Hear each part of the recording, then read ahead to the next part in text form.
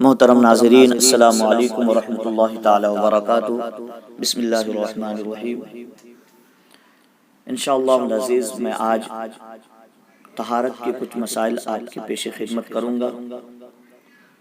بہت سے لوگوں میں یہ کنفیوژن ہوتا ہے کہ وہ غسل جنابت ہو کہ کس طریقے سے ہم پاکی حاصل کریں، جس کپڑے میں نجاست لگی ہے تو اس کو اتار دیں یا پھر اس کو اتار کر کے دوسرا کپڑا پہنے یا اسی کپڑا میں ہم غسل کر لیں۔ بہت سے لوگ نہا تو لیتے ہیں لیکن وہ پاکی حاصل صحیح طریقے سے پاکی حاصل نہیں کر پاتے کہ کہاں پانی پہنچائے، جہاں تک پانی پہنچانا ضروری ہے وہاں تک وہ پانی نہیں پہنچا پاتے ہیں۔ تو بہت سے لوگ دوستو احباب نے بھی مجھ سے کہا کہ دیکھیے جو صحیح طریقہ پاکی کا ہے تو وہ ہمیں معلوم نہیں ہے۔ تو میں نے یہ سوچا کہ میں طہارت کی کچھ چیزیں جو امپورٹنٹ ہے، ضروری ہے، میں آپ کی پیش خدمت کروں گا تاکہ تمام لوگ اس سے مستفیض و مستنیر ہو اور فیضیاب حاصل کریں، فیضیاب ہو جائیں۔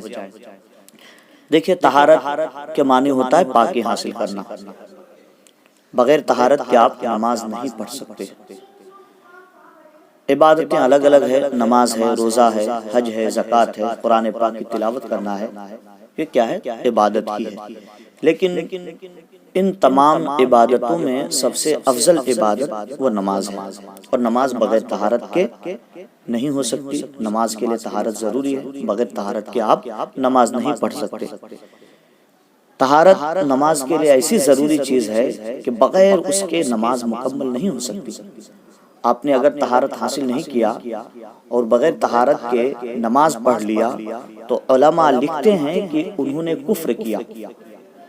جو شخص جان بوجھ کر کے بغیر طہارت کے نماز ادا کر لیا تو علماء لکھتے ہیں کہ انہوں نے کفر کیا۔ اندازہ لگائیے کہ طہارت نماز کے لیے کتنی ضروری ہے۔ مسند امام احمد بن حنبل میں ہے، اللہ کے رسول صلی اللہ تعالی وسلم فرماتے ہیں جنت کی کنجی نماز ہے اور نماز کی کنجی طہارت ہے۔ بغیر طہارت کے نماز نہیں ہو سکتی۔ نماز کے لیے طہارت شرط ہے، شرط نہیں پائی جائے گی تو مشروط بھی نہیں پائی جائے گی۔ اگر شرط ہے تو مشروط بھی ہے، طہارت ہے تو نماز ہے۔ آپ نے اگر صحیح طریقے سے طہارت حاصل کر لیا تو آپ کی نماز درست، آپ نے اگر نماز صحیح درست پڑھ لیا تو پھر رب تبارک و تعالیٰ راضی ہوگا، رب تبارک و تعالیٰ خوش ہوگا، اور جب رب تبارک و تعالیٰ خوش ہوگا آپ کی فرضیت مکمل ہو جائے گی تو پھر آپ جنت میں داخل ہوں گے۔ تو معلوم ہوا کہ بغیر طہارت کے آپ نماز نہیں پڑھ سکتے۔ ایک حدیث میں ہے اللہ کے رسول صلی اللہ تعالی علیہ وسلم نے فرمایا کہ طہارت نصف ایمان ہے۔ سبحان اللہ، طہارت کیا ہے؟ نصف ایمان ہے۔ آدھا ایمان کیا ہے؟ طہارت ہی ہے۔ بہت سے لوگ ناپاک ہوتے ہیں اور ناپاکی کی حالت ہی میں رہ جاتے ہیں۔ انشاءاللہ یہ ایک الگ ٹاپک ہے، میں طہارت ہی کے تعلق سے جو انسان ناپاکی کی حالت میں اگر رہے تو اس کے لیے کیا وعیدیں ہیں اور ناپاک ہونے کے بعد کتنی جلدی نہانا چاہیے۔ پھر دیکھیے طہارت کی دو قسمیں ہیں، ایک طہارت صغریٰ، ایک طہارت کبریٰ۔ طہارت صغریٰ چھوٹی طہارت کو بولتے ہیں اور طہارت کبریٰ بڑی طہارت کو۔ طہارت صغریٰ اب کہتے کس کو ہیں؟ طہارت صغریٰ، طہارت کبریٰ کس کو کہتے ہیں؟ طہارت صغریٰ چھوٹی طہارت جیسے کہ وضو، اور طہارت کبریٰ بڑی طہارت جیسے کہ غسل۔ اب یہ الگ الگ طہارت کی دو قسمیں ہوگی، ایک طہارت صغریٰ، ایک طہارت کبریٰ۔ طہارت صغریٰ وضو کو کہتے ہیں، طہارت کبریٰ غسل کو کہتے ہیں۔ اب جن چیزوں سے وضو لازم آتا ہے اس کو حدث اصغر کہتے ہیں، اور جن چیزوں سے غسل فرض ہو اس کو حدث اکبر کہتے ہیں۔ یہ الگ الگ ٹاپک ہوگی، الگ الگ ہوگی، ایک چھوٹی طہارت، ایک بڑی طہارت۔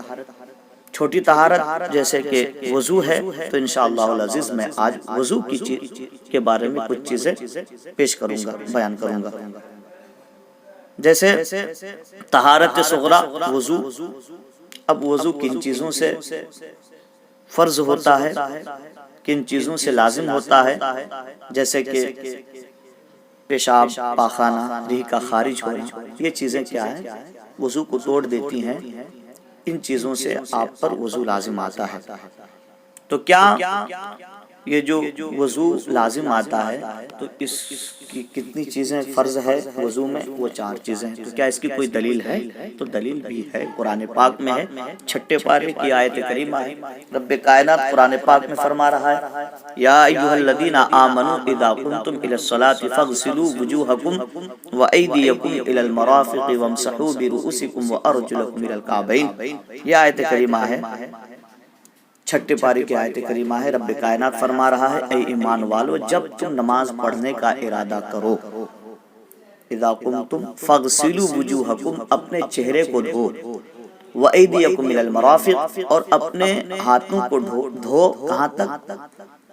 کوہنیوں سمیت، کوہنیوں سمیت اپنے ہاتھوں کو دھو، اور وامسحوا برؤوسکم، اور اپنے سر کا مسح کرو، وارجلکم الی الکعبین، اور اپنے پیروں کو دھو کہاں تک؟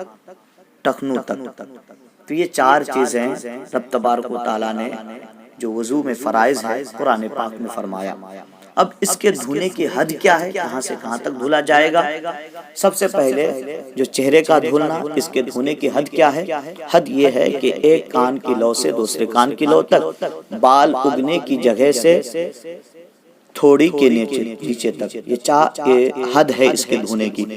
اس کے بیچ میں اگر کہیں کی بھی سوئی کے ناکے کے برابر اگر کہیں سوکھی جگہ رہ گئی تو آپ کا وضو نہیں ہوگا۔ اب دوسرا کیا ہے؟ ہاتھ کا دھلنا۔ ہاتھ کو کہاں سے کہاں تک دھلا جائے گا؟ انگلی کے پور سے لے کر کوہنیوں سمیت، کوہنی داخل ہے اس میں۔ اگر کوئی انگوٹھی پہنا ہوا ہے، انگوٹھی پہنا ہے اتنی ٹائٹ ہے، تو اس کو ہلا کر کے اس کے اندر پانی کا پہنچانا ضروری ہے، ناخن کے اندر۔ اس کے بعد تو یعنی کہ انگلی کے پور سے لے کر کے کوہنیوں سمیت یہاں تک آپ کو ہر اعضاء میں پانی کا پہنچانا ضروری ہے۔ اب تیسرا ہے چوتھائی سر کا مسح کرنا۔ چوتھائی سر کا مسح کرنا فرض ہے، یعنی کہ آپ اس طریقے سے مسح کریں کہ آپ کے سر کا چوتھائی سر کیا ہو جائے؟ مسح ہو جائے۔ آپ نے اگر چوتھائی سر کا مسح نہیں کیا تو پھر آپ کا وضو نہیں ہوگا۔